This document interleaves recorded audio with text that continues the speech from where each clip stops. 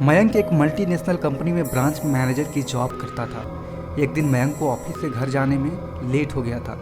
सर्दी की मौसम होने के कारण रात भी जल्दी हो गई थी और ठंड बहुत ज़ोर से पड़ रही थी। रास्ते में चलते चलते मयंक को एक अचानक से आवाज़ सुनाई दी, रुक जाओ। मयंक वहीं पर रुक गया और पीछे मुड़कर देखा, लेकिन पीछे कोई भी नहीं था। फिर वही आवाज़ सुनाई दी, सामने देखो। जैसे ही मयंक ने सामने देखा तो उसे जमीन पर कुछ चमकती हुई चीज़ दिखाई दी। मयंक दौड़कर उस चीज़ के पास गया और देखा तो यह कोई साधारण चीज़ नहीं थी, बल्कि यह चमकता हुआ हीरा था। उसने वह हीरा को अपने हाथ में लिया। उसकी चमक देखकर मयंक की खुशी का पारा ना रहा, लेकिन मयंक को कहाँ पता था कि यह कोई साधारण हीरा नहीं बल्कि एक मायावी हीरा है। अचानक से उस हीरे से आवाज़ आई, अगर तुम्हें और हीरे चाहिए तो इस ज़मीन को खोदो। इस ज़मीन के नीचे बहुत सारे हीरे हैं। मयंक खुश हो गया और उसने उस हीरे को अपनी जेब में डाला और ज़मीन खोदना शुरू कर दिया। करीबन 2 फीट गड्ढा खोदने के बाद अचानक मयंक डर के मारे चिल्लाने लगा। इसके कारण उसका संतुलन खो गया और वह ज़मीन पर गिर पड़ा, क्योंकि उस गड्ढे से हीरे मोती नहीं बल्कि इंसान का कटा हुआ सर मिला। अचानक वह सर हवा में उड़ने लगा और बोला, डरो मत, मैं तुम्हें कोई हानि नहीं पहुंचाऊंगा। मैं तुम्हें बहुत सारे हीरे जवाहरात दूंगा। बस मेरी बात ध्यान से सुनो, मैं जहाँ जाता हूँ मेरे पीछे पीछे आओ।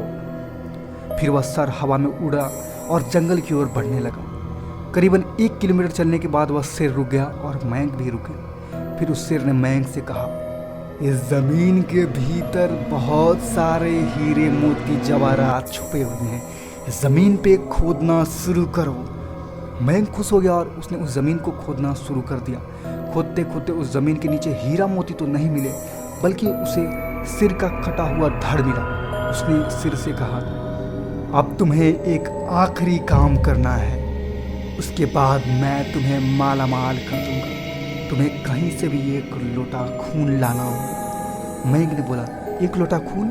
पर मैं 1 लोटा खून कहाँ से लाऊंगा? उस सिर ने कहा, चलो मेरे साथ। वो डरावना चेहरा मयंक को साथ लेकर थोड़ी दूर पे गया। वहाँ उसे एक इंसान को जाते हुए देखा। वो सिर बोला, उस इंसान को मार कर खून ले आओ।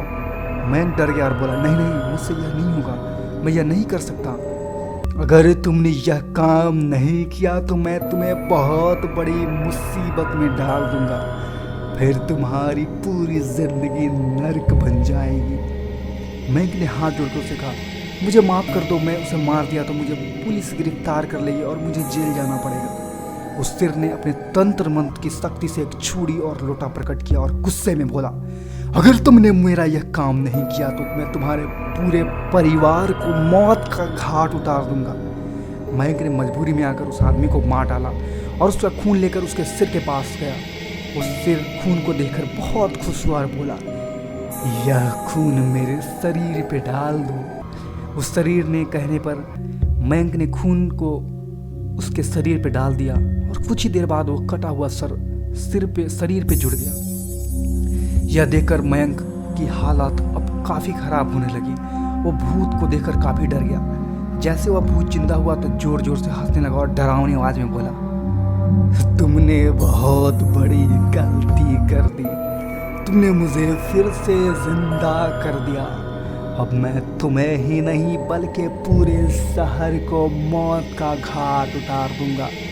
डर के मारे मयंक के मुंह से एक भी आवाज़ नहीं निकल रही थी। वो अपनी जान बचाने के लिए वहाँ से दौड़ा, लेकिन उस भूत ने छलांग लगाकर मयंक को जमीन पर गिरा दिया और बोला, मुझे बहुत भूख लगी है, अब मैं तुम्हारा मांस खाऊंगा। जैसे ही उस भूत ने मांस खाने की आगे बढ़ा कि तुरंत उसका सिर धड़ से अलग हो गया। मयंक समझ ही नहीं पाया आखिर यह चमत्कार कैसे हुआ। जब मयंक ने पीछे मुड़कर देखा तो एक अघोरी बाबा खड़े हुए थे। उस अघोरी बाबा ने कहा, जब तुम उस आदमी को मारकर खून ले जा रहे थे तभी मैंने देख लिया था और समझ गया था कि कुछ तो बुरा होने वाला है, इसलिए मैं तुम्हारे पीछे यहाँ तक चला आया और मैंने अपनी मंत्र शक्ति से उस भूत को फिर से मार दिया।